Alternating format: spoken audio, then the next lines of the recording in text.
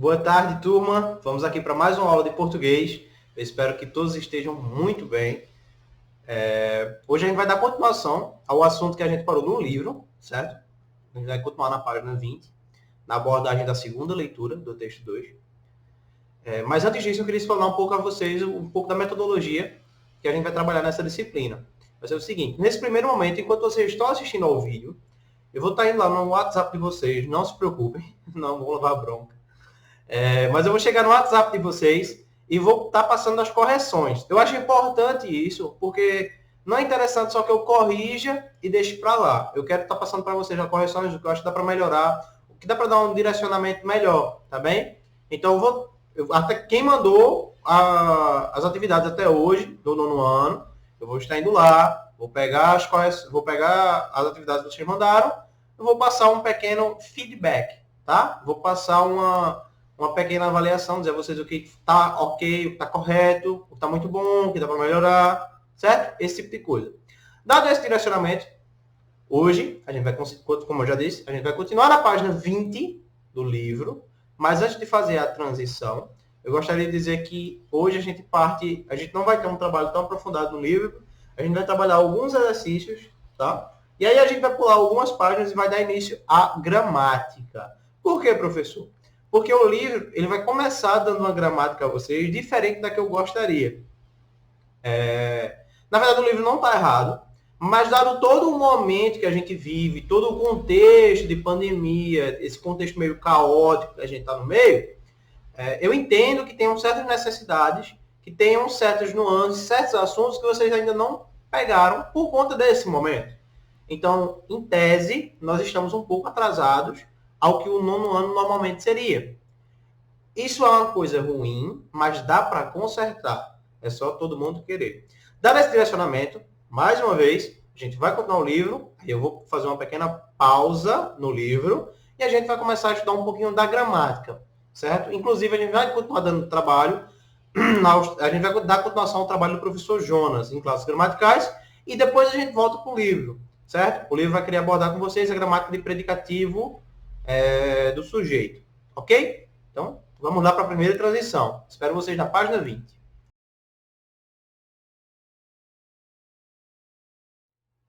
Pronto, pessoal, vamos lá, em continuação. Como dito, na página 20, a gente terminou, passei para vocês a atividade de casa até o segundo terceiro da página 20. É o terceiro do subtítulo Trocando Ideias, tá bem? Espero que todos tenham feito. Eu vou estar passando essa correção para vocês já já. Enfim, dando sequência. A gente vai pular esse pequeno momento de ouvir, porventura de tomar muito tempo de vídeo, na verdade, e existirem assuntos mais importantes que eu devo passar para vocês, tá bem? Então vamos dar sequência. Prática de leitura, texto 2, fotoreportagem. Observe atentamente a fotoreportagem a seguir e responda em sua opinião. Responda, em sua opinião, de que fato a reportagem que acompanha essa foto vai tratar. Ainda fazendo referência à imagem, que sentimento essa cena desperta em você? Essas duas perguntas são bem... Vou estar lendo com vocês, né? Tem a imagem não apresenta nenhum texto, apenas uma pequena descrição, né? Comércio da mendicância. Jornal denunciou o aluguel de crianças para ajudar e pedir dinheiro. Quase como se fosse na verdade é uma reportagem, né? Mas antes que a gente dê continuação, eu queria dar essa explicação para vocês, porque pode ser que seja estranho esse tipo de coisa. Eu não sei se vocês já se perguntaram, mas está dizendo aí, texto 2, fotoreportagem. O texto é quase inerente, né? Você pode excluir o texto que você ainda conseguiria identificar de certa forma que são pedintes ou algo do tipo, não é? Aí você pode perguntar, professor, por que você está dizendo isso? Eu quero que vocês entendam que textos, na maioria das vezes, na esmagadora maioria das vezes, são conjuntos de palavras atrelados, tá? Formando orações, parágrafos, né? E aí sim, aliás, formado por orações, parágrafos, e aí a gente tem um texto. mas que existem diferentes tipos de textos. Existem textos que você não está necessariamente fazendo uso de palavras. Como assim, professor? Uma foto pode ser um texto. Aí, a esse tipo de texto a gente chama de texto não verbal. Ou seja, texto que não faz uso da verbalidade. Tem textos que são textos orais. Ou seja, eles são textos feitos apenas para serem lidos, entre aspas, serem realizados na oralidade. Existem textos visuais, não verbais e por aí vai. Eu queria que vocês tivessem isso em mente antes que a gente dê continuação ao assunto. Tá bem? Mas enfim, tá aí dessas duas perguntinhas para vocês sobre a foto. São duas perguntas de cunho pessoal e eu vou estar bem interessado na resposta de vocês. Tá? E agora a gente parte para a segunda página de hoje, no caso, para a página 21. E vamos para o segundo título, o segundo subtítulo, por dentro do texto. Vou estar lendo com vocês, tá? A gente vai fazer toda essa atividade. Vou explicar para vocês logo a metodologia. A gente vai fazer toda a página 21 e toda a página 22, tá? E a partir disso, a gente vai começar a gramática de hoje. Vamos lá. Eu vou ler para vocês os enunciados e explicar o que cada um quer dizer realmente. Descreva a cena em um parágrafo com o maior número de detalhes possível. Número 1 da página 22. Certo? Isso aí fica a resposta de cunho pessoal de vocês. Se alguém tiver dúvida sobre a imagem, essa imagem que a gente acabou de ver na página 20. Tá? Essa foto acompanhou uma reportagem de agosto de 1979 que, à época, relatou aos leitores um tipo de mendicância praticada na região central de Campo Grande. A matéria trouxe o seguinte título: Crianças de aluguel, nova fórmula para favorecer a mendicância profissional. Como você interpreta as expressões criança de aluguel e mendicância profissional? Tá. Esse é um assunto um pouco mais pesado, tá? Eu vou terminar logo esse segundo. Eu vou terminar de ler o segundo e eu explico para vocês o porquê. Ao ler o título, que visão você acha que o leitor passa a ter a cena retratada? E letra C, de que maneira um título pode conduzir a leitura e interpretação de um texto jornalístico? Tá. Pronto. Dito isso, eu vou entrar em contexto com vocês, tá? O que é que esse texto realmente quis passar, essa reportagem quis passar? Que nessa cidade, e não só nessa cidade, essa prática acontece até hoje, talvez não não tanto como antigamente, porque hoje a gente tem muito mais olhos, digamos assim, tá? Hoje qualquer coisinha é só você tirar o telefone do bolso e filmar, e aí você tem uma denúncia. Mas ainda assim, você vê muitas crianças pedindo esmola, e muitas vezes essa esmola não é para a criança, exatamente. É o pai que mandou pedir, ou está pedindo para alguém. Com certeza vocês já se depararam com alguma coisa do tipo, tá? Não estou dizendo que a gente consegue julgar em todos os casos, obviamente, mas em boa parte, isso, assim, pelos direitos da criança e do adolescente, tá? Direito e dever de criança e adolescente, isso é errado. A criança não deve praticar atos de mendicância para favorecer terceiros. Primeiro, na verdade, nenhuma criança deveria praticar ato de mendicância, né? Infelizmente, o mundo não é assim. Mas, além de o mundo não ser assim, esse dinheiro não vai para essa criança. É sempre para um terceiro, o que é mais errado ainda. Dito isso, tá? É exatamente isso, na verdade, que o texto está tratando. É uma coisa meio pesada. Eu queria que vocês refletissem bem muito sobre o que vocês têm, tá? E o que essas pessoas passam. É realmente um momento de reflexão para vocês entenderem o quão valiosa é a situação que a gente se encontra hoje. Por mais que a gente esteja em pandemia, por mais que as coisas sejam difíceis para todo mundo, certo? As coisas realmente são difíceis para todo mundo, na verdade.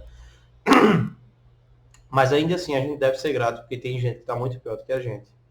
Eu queria que vocês tivessem esse tipo de reflexão antes que a gente pudesse continuar, né? E essa reportagem trata justamente disso. Pais que alugavam as crianças para mendigarem para outras pessoas. Ou seja, eles estavam alugando as crianças para mendigarem. Isso é... Me faltam até palavras para categorizar isso de forma correta. Mas enfim, daremos sequência. Vocês fazem esse segundo, tá bem?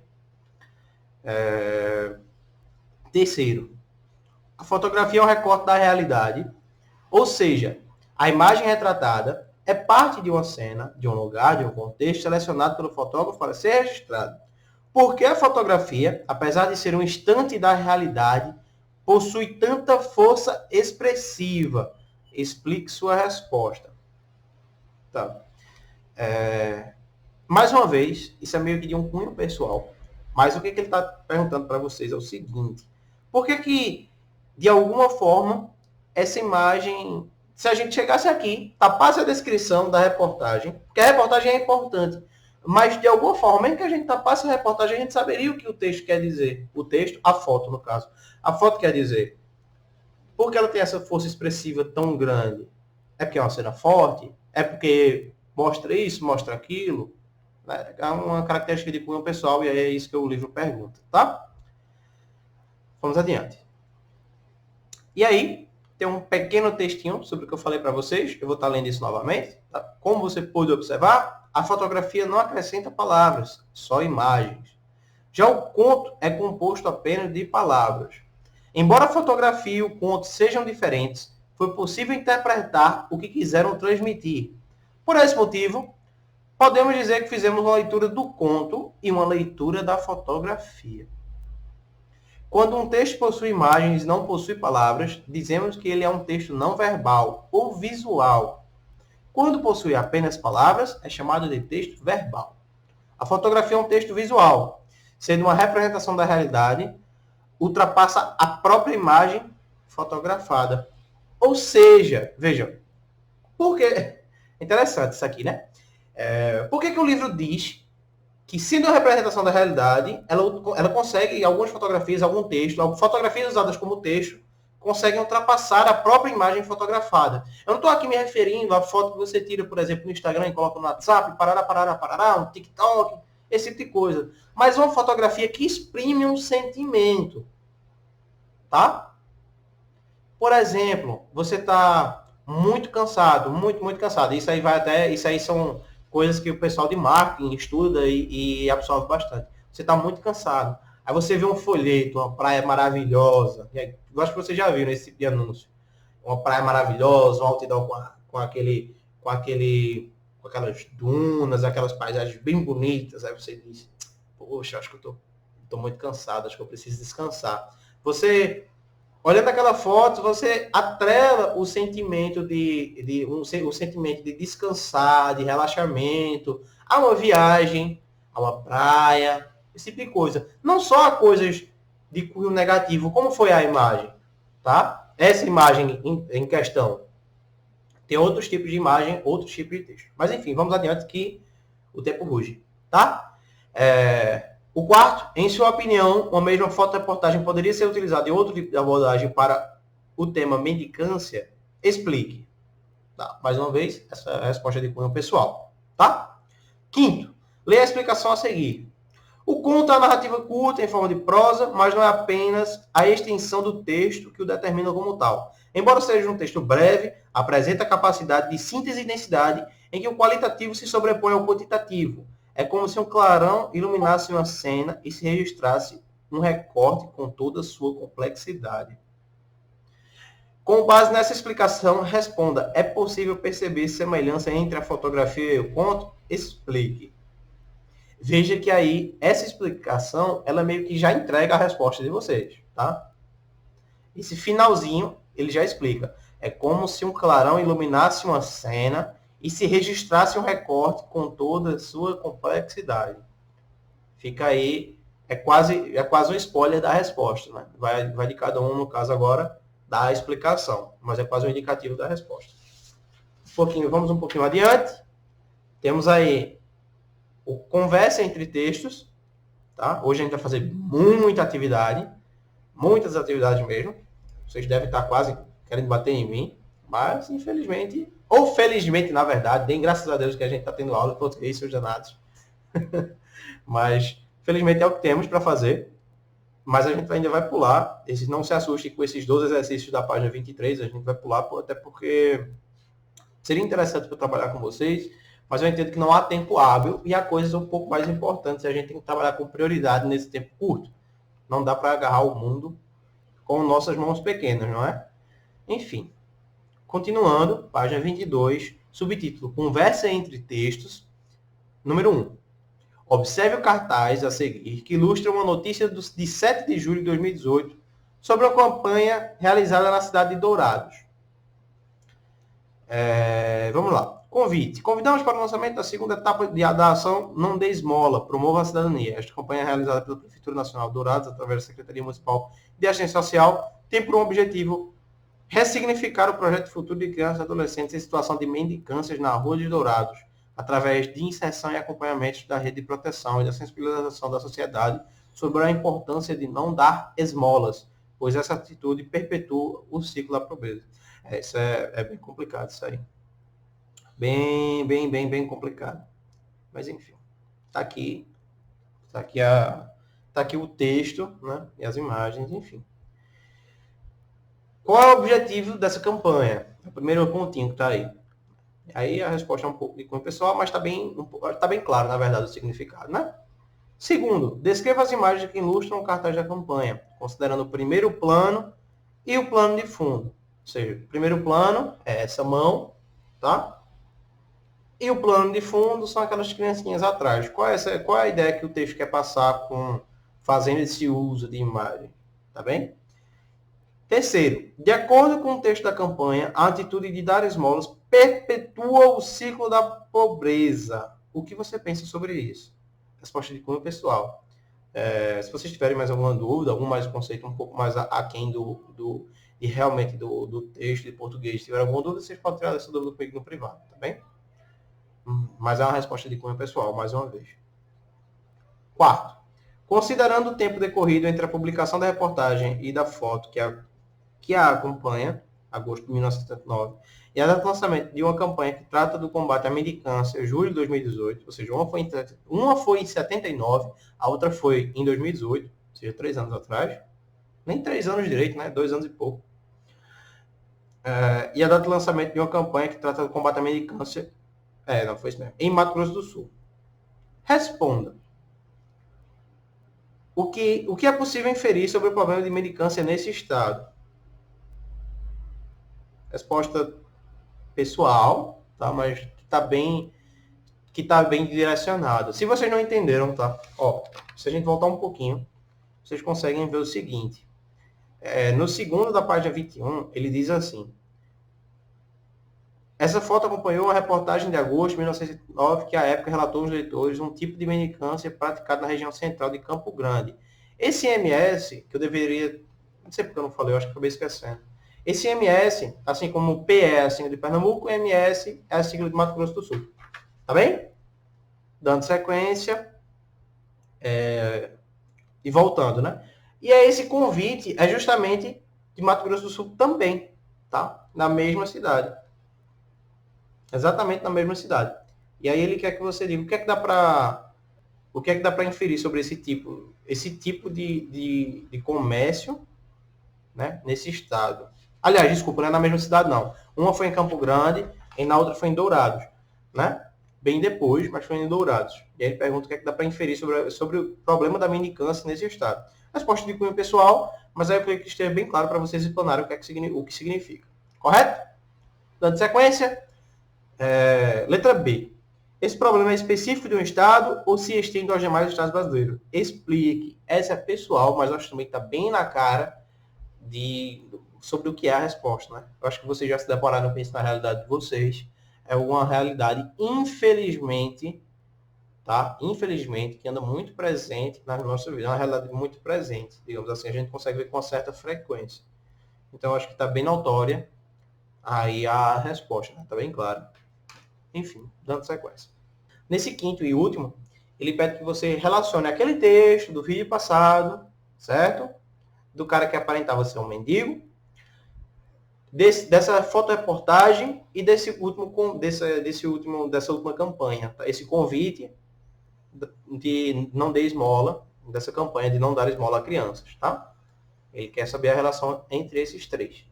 Ok? Pronto. Agora a gente vai dar uma pausa no livro, correto? Vai dar uma pequena pausa no livro e vai iniciar um estudo gramatical bem breve. Vai ser um pouco concentrado, mas ainda assim breve, para a gente poder dar início, na verdade, dar continuação ao livro. O livro vai começar predicativos do sujeito, mas eu quero, antes disso, trabalhar um pouco de classes verbais com vocês e algumas diferenças entre sujeito, predicado, e aí sim entrar em detalhes para o que é um predicativo do sujeito. Vamos agora para a segunda transição. Tá bem?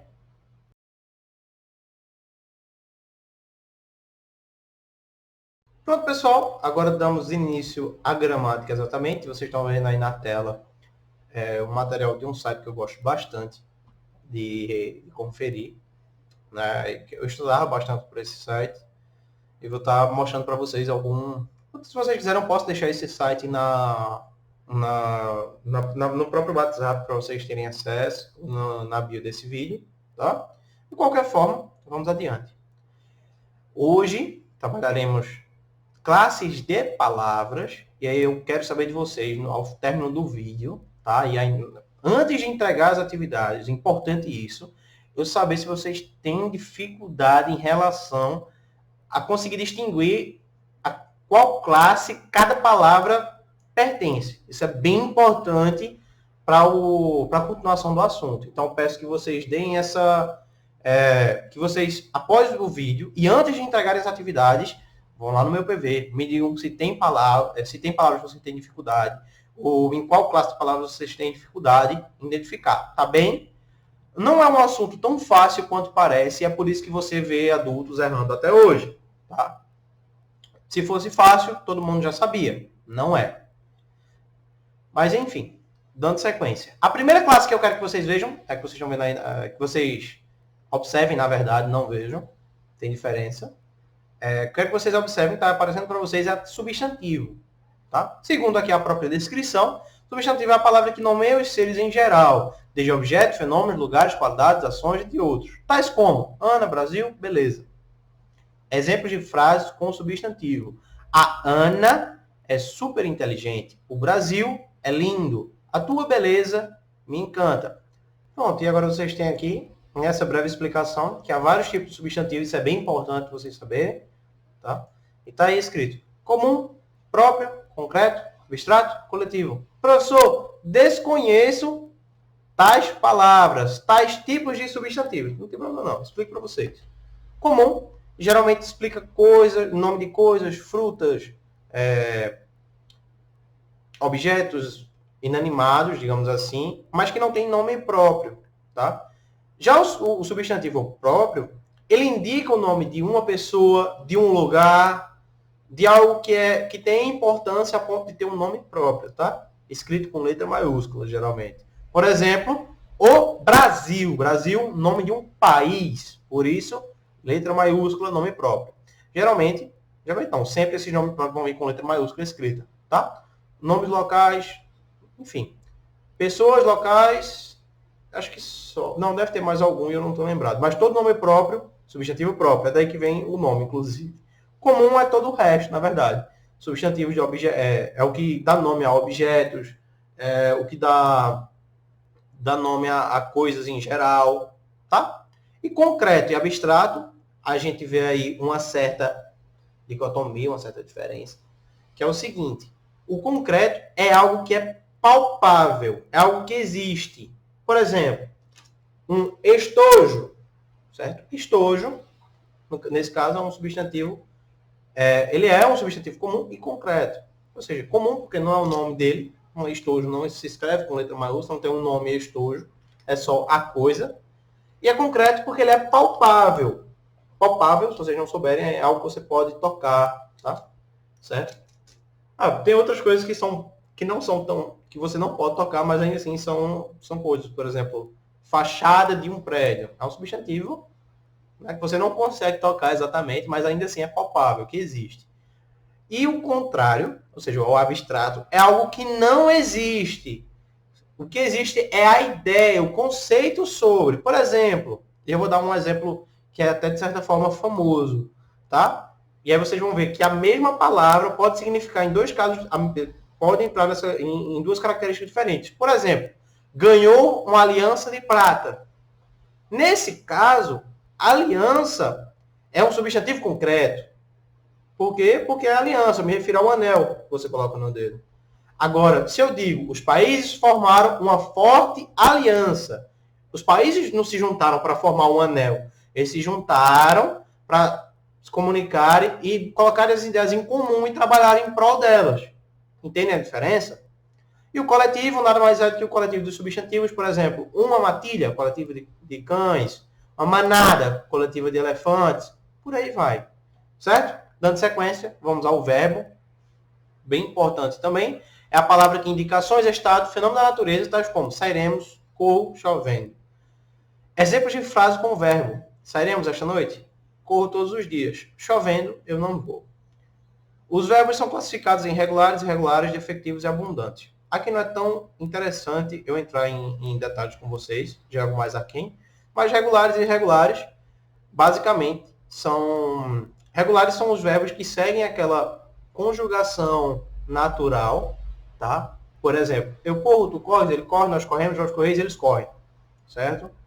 Aquelas com as terminações ar, ir, o, enfim. Tem todas as terminações. E aí, verbos irregulares são os que não seguem aquela regrinha, tá? Por exemplo, o verbo por. Não é eu porro, ou tu porres, ele porre. É eu ponho, tu pões, ele põe. Então, por, compor, expor, são verbos irregulares. Eles não seguem aquela regrinha de conjugação, tá? Terceiro, adjetivo. Adjetivo é a palavra que caracteriza, atribui qualidades aos substantivos, tais como feliz, super interessante, amável. Exemplos de frase com adjetivo. A criança ficou feliz. O artigo ficou super interessante. Sempre foi amável comigo. Não tem muito o que dizer. O adjetivo é uma palavra que caracteriza outra palavra. Tá? Se eu digo, por exemplo, o estojo é bonito. Ou então, o estojo é azul. Deixa eu ver outra coisa. O livro é interessante. O celular é preto, esse tipo de coisa. Eu estou dando esse preto, interessante, bonito. São adjetivos, são qualidades que eu estou inferindo ao sujeito. Tá bem? Não precisa nem ser ao sujeito, mas é um substantivo qualquer. Mas essa palavra exprime uma qualidade. Cuidado, ao término dessa explicação, eu vou dar alguns exemplos que vocês têm que ter cuidado. Que palavras que parecem ser adjetivos, elas podem mudar de classe eventualmente. Então, vocês têm que se atentar não só à palavra. Não é tipo, vejo, feliz. Então, já é um adjetivo. Não, não é sempre assim. Algumas palavras podem passar de uma classe para outra, dependendo do contexto. Eu vou explicar isso mais à frente. Tá bem? Mas já ponham isso em mente desde já. Ok, então. No quarto, 4 de 10, tá? São 10 classes que a gente vai estar estudando nesse vídeo. Vai ser bem geral, de certa forma, as explicações sobre estas palavras.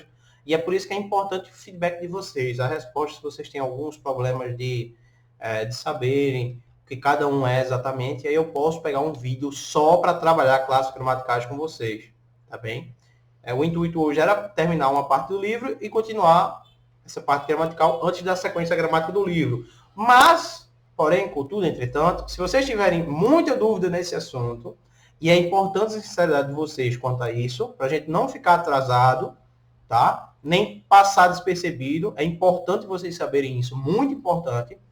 E aí, eu tiro a próxima aula para um vídeo só para a gente trabalhar sobre classes gramaticais, tá bem?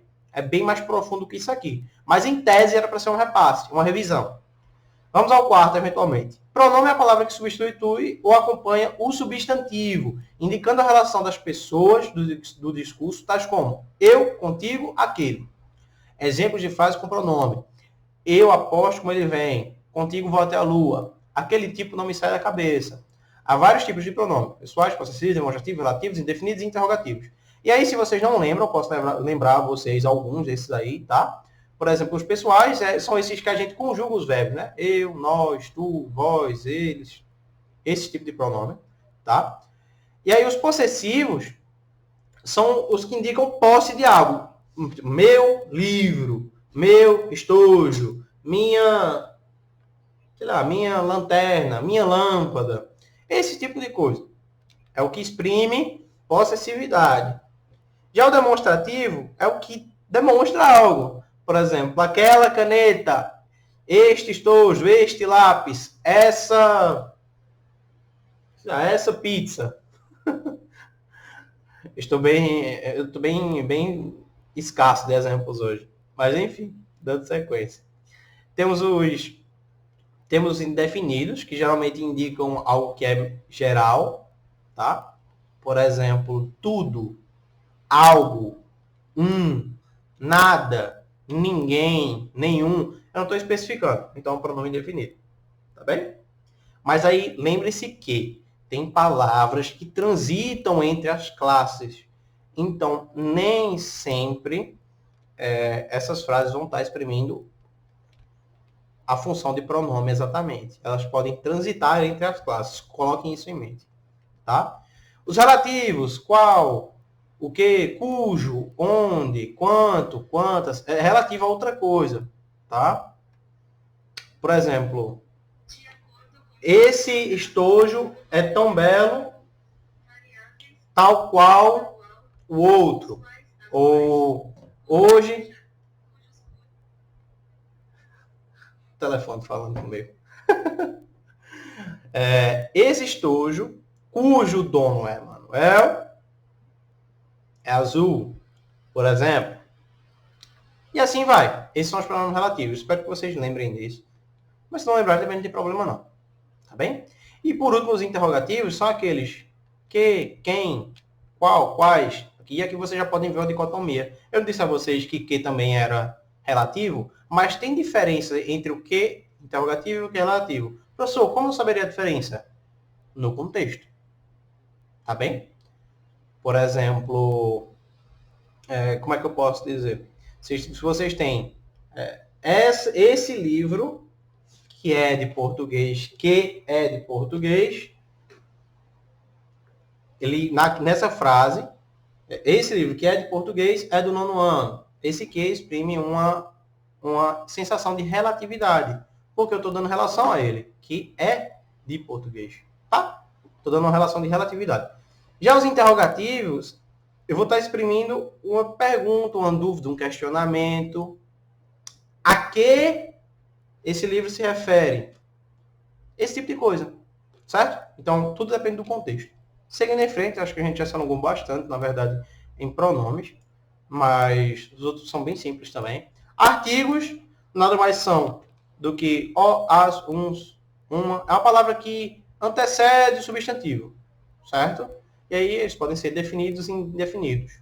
Por exemplo, o menino saiu, as meninas saíram. Esse o, as, o, a, os, as são pronomes definidos. Ou seja, eu estou especificando exatamente quem são. Se é se está no plural, quem é algo específico. Eu não digo um menino saiu, não é um menino, é o menino. Eu não sei se vocês já ouviram isso em algum livro, mas alguém diz assim, vamos supor, você é um profissional. Aí o cara vira e diz assim, eu não sou um profissional, eu sou o profissional. Ele está dando assim, que ele está dizendo que ele é o profissional, ou seja, ele está dando esse destaque para si próprio. Ele está dizendo que ele é diferente dos demais, tá? E é exatamente isso que o artigo definido faz. Ele retira aquele sujeito, ou seja lá, qualquer outra palavra que for, de uma classe geral e coloca ele no status de específico. Não é um menino qualquer, é o menino que saiu, certo? Uns constroem, outros destroem, uma chance é o que preciso. Aqui já o inverso, isso aqui é bem geral. Uns, não sei quem. Uma, também não é especificado. Não é a chance da minha vida. É uma chance que eu preciso. Então, esses uns, uns, uma, umas, são pronomes indefinidos. Eles colocam o sujeito, ou seja lá o que for, o restante da oração, em um status de generalidade. Digamos assim. Danou-se, meu telefone quer responder mais do que eu no vídeo. Enfim, eu acho que não vai ter muito problema quanto a isso. Vamos adiante. Numeral. Numeral é a palavra que indica a posição ou o número de elementos, tais como primeiro, dezenas. Olha aí. Você pergunta, professor, você não acabou de dizer que é um pronome indefinido? Sim, Mas eu também disse a vocês antes que ele pode fazer, que palavras podem fazer o trabalho em diversas classes gramaticais. E aí o que é que vai definir? O contexto. Eu quero um pastel, por favor. Aqui, nesse caso, eu estou escrevendo numeral. Eu quero um pastel. Eu não quero um pastel qualquer. Eu não tô, nesse caso, até pode confundir mais um pouco ainda. Mas, se alguém pergunta para você, quantos pastéis você vai querer? Um pastel, por favor. Eu estou indicando o numeral. Não é um pastel qualquer. É um pastel. Um pastel. O numeral, um pastel.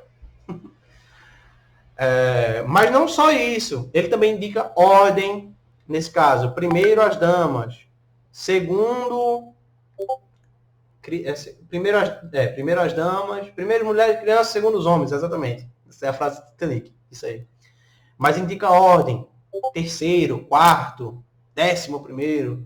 Dezenas de pessoas estiverem aqui. Uma dúzia de ovos. São numerais. Tá? E é exatamente o que ele está dizendo aqui. Os numerais são classificados em cardinais, ordinais, multiplicativos, fracionários, coletivos. Mesma coisa. Tá? Cardinal é 1, 2, 3. Ordinal é primeiro, segundo, terceiro. E assim vai. Não é muito, não vai ser muito enriquecedor entrar em detalhes agora não, porque senão o vídeo vai ficar muito longo. Tá. E a preposição é a palavra que liga dois elementos da oração, tais como a, após, para. Exemplo de frase com preposição. Entreguei a carta a ele. É a preposição. Professor, você não disse que aqui, que o a era um artigo definido? E notem que nessa frase há um artigo definido. Aqui, ó. Entreguei a carta. Mas não a ele. Até porque ele é masculino. Então não faz sentido eu dizer a ele. Não faz sentido. Tá? Eu entreguei a carta. Esse a da carta é sim um pronome definido. Aliás, um pronome não, desculpa, gente. Um artigo definido. É um artigo definido e a ele é a preposição. Entreguei a quem? A ele, a preposição. Geralmente é o que liga os dois elementos. Tá? As portas abrem após as 18. Isto é para você. Eu acho que vocês pegaram a ideia. As preposições geralmente são classificadas em preposições essenciais e preposições acidentais. Não é tão interessante eu abordar isso com vocês, não. Eu acho que só é interessante vocês entenderem que a preposição ele faz esse trabalho de ligação. Mas se vocês tiverem alguma dúvida, vocês podem tanto procurar, mas se quiserem uma explicação melhor, vocês me dizem, tá? Não fiquem encabulados, não é vergonha vocês dizerem assim, olha, professor, não entendi, eu estou justamente aqui para isso, para explicar para vocês. E aí eu separo um vídeo todinho só de gramática, que a gente não pega no livro, tá bem? Tenham isso em mente. Conjunção é a palavra que liga dois termos ou duas orações de mesmo valor gramatical, tais como mas, portanto, conforme. Exemplo de frases com conjunção. Vou, mas não volto. Portanto, vírgula, não sei o que fazer. Dançar conforme a dança. Geralmente a gente dança conforme a música, mas a dança também é interessante. As conjunções são classificadas em coordenativas, aditivas, adversativas, alternativas, conclusivas, explicativas e subordinativas, integrantes causais, comparativas, concessivas, condicionais, conformativas. São muitas coisas. Nem tudo aqui vocês vão precisar ver, tá, gente? Mas é interessante que vocês deem um vislumbre sobre, tá? Pelo menos o que são, assim, os exemplos mais importantes. Nesse caso aqui, da conjunção, teve uma hora que eu falei nesse vídeo, inclusive, contudo, entretanto, portanto, todavia, certo? São, de certa forma, conjunções. Na verdade, a gente pode estar utilizando eles de outra como adversidade, tá? Mas vem um pouco mais como conjunção adversativa, é isso mesmo. Eu estava usando essas palavras como conjunção adversativa, tá? Mas não vem ao caso agora. Se vocês precisarem de um exemplo a mais, a gente, como já disse, explico a vocês em um vídeo à parte. Dando sequência, interjeição, quase acabando, tá? Interjeição é a palavra que exprime sentimentos, tais como olá, viva, não desse jeito que eu estou falando meio cabisbaixo, né? Com força. Olá, viva, psiu, esse tipo de coisa. Agora sim, agora estou mais animado. Olá, sou a Maria, viva, conseguimos ganhar o campeonato. Psiu, não faça barulho, esse tipo de coisa. tá? Eles exprimem sentimentos. E aí, geralmente, o que é que você vai notar? O acompanhamento da exclamação. Por quê? A exclamação geralmente dá esse tom de intensidade à palavra. Essa é a função da exclamação. Tá? Isso é verdade em todos os casos? Em toda interjeição eu vou estar... Em todo caso que tiver exclamação é uma interjeição? Não. Por exemplo, se eu perguntar a todos, fizeram a tarefa? Todos respondem sim. Com a interrogação. Sim. Ou com a exclamação, desculpa. Sim. Não é uma interjeição. Não estou exprimindo um sentimento. Tá? Mas eu acho que vocês pegaram a ideia. E advérbio, que é bem importante, na verdade, é a palavra que modifica o verbo, o adjetivo ou outro advérbio. Nas outras turmas eu abordei isso, eu creio que ter sido no 8º ano. E aí, se vocês quiserem dar uma olhadinha nesse vídeo também, é interessante. Mas talvez seja mais interessante fazer um vídeo só para vocês sobre classes gramaticais. Tá bem? Mas já na sequência, exemplos de frases com advérbio. O melhor resultado foi o do atleta estrangeiro. Eu acho que eu acabei pulando a explicação, né? É a palavra que modifica o verbo, adjetivo ou outro advérbio, exprimindo circunstância de tempo, modo, intensidade, entre outros, tais como melhor, demais, ali.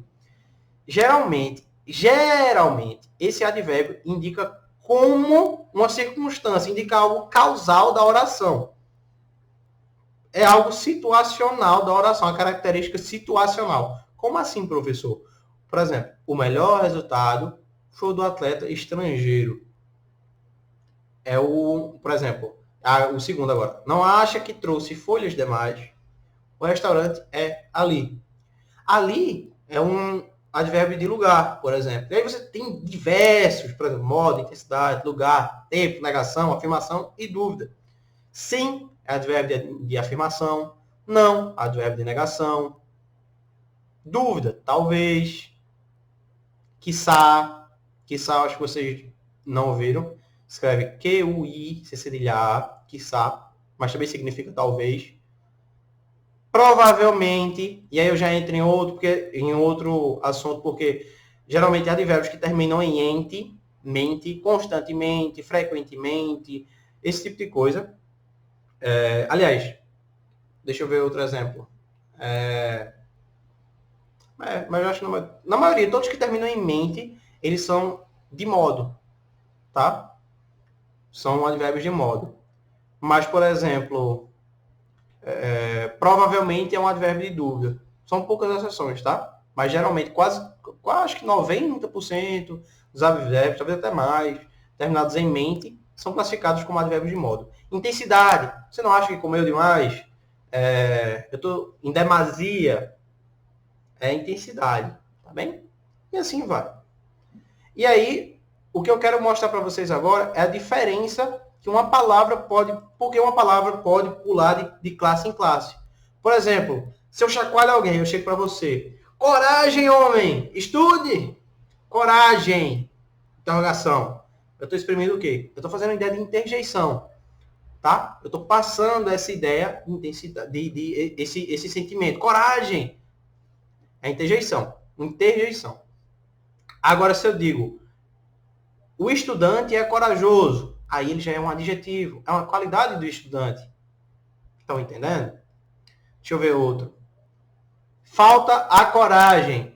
Lhe faltou a coragem. Ou seja, substantivo. Por quê? Eu só estou dando nome à qualidade que faltou a ele. Tá bem? E por aí vai. Tem vários exemplos que vão mudar conforme a palavra. E é isso que é o mais importante de vocês entenderem. Que vocês vão ter que as palavras, elas estão classificadas em classes gramaticais, mas elas não estão presas exatamente nessas classes gramaticais. É importante vocês saberem, na verdade, o que cada classe gramatical exemplifica. E aí vocês pegam os maiores exemplos, mas também entendam que eles podem transitar entre si dependendo do contexto. Tá? Elas não estão amarradas nessas classes gramaticais. Tanto é que vocês viram aí que tem vários exemplos que a gente trabalha com que os exemplos mais famosos, assim, digamos, de cada classe gramatical, eles estão em 2 ou 3 dessas 10 da lista que a gente viu. Tá? Então, ponham isso em mente. De qualquer forma, torno a dizer, se vocês tiverem alguma dúvida mais intrínseca,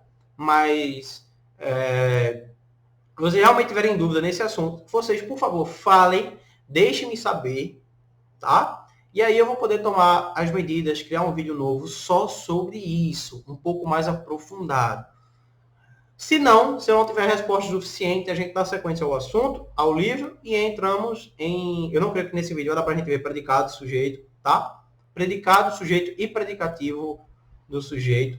Eu creio que não confundam, tem diferença entre os três, na verdade. Mas senão o vídeo vai se alongar muito. Então, vai ser também saturar a cabecinha de vocês.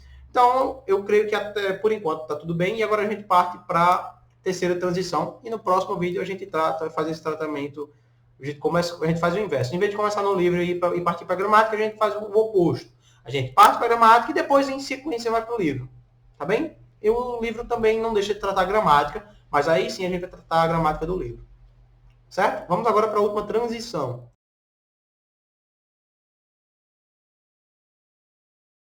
Bom, pessoal, então essa é a aula de português de hoje.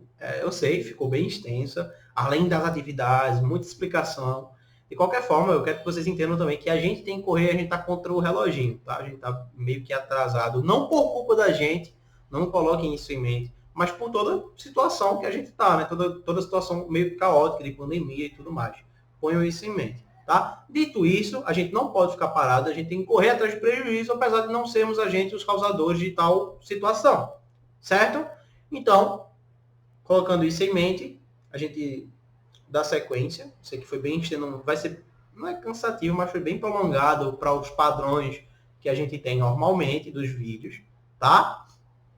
Mas, dito isso, eu espero que vocês também estejam empolgados para correr atrás desses prejuízos, assim como eu estou. E eu vou estar muito disposto em estar colocando vocês no mesmo patamar para que vocês possam aí prosseguirem, irem preparados para a gente fechar esse gap. O gap do inglês é buraco, tá? Para a gente fechar esse buraco, esse espaço vazio entre o que vocês tiveram e o que vocês deveriam ter, tá bem? Quero deixar vocês bem preparados, na verdade.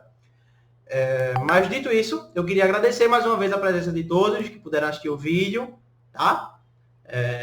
E no mais, eu estarei tirando as dúvidas de vocês até a data final da aula, até a hora final da aula, às 2h30. E após, vocês vão ficar esperando, vou estar online esperando vocês mandarem as atividades. E antes de esperar as atividades, lembrem sempre do que eu pedi, certo? Para vocês me avisarem sobre as dificuldades e tudo mais. Tá tudo explicadinho no vídeo, só vocês lembrarem e fazerem passo a passo. Mais uma vez, muito obrigado a todos que vieram e até a próxima aula. Um grande abraço, fiquem com Deus.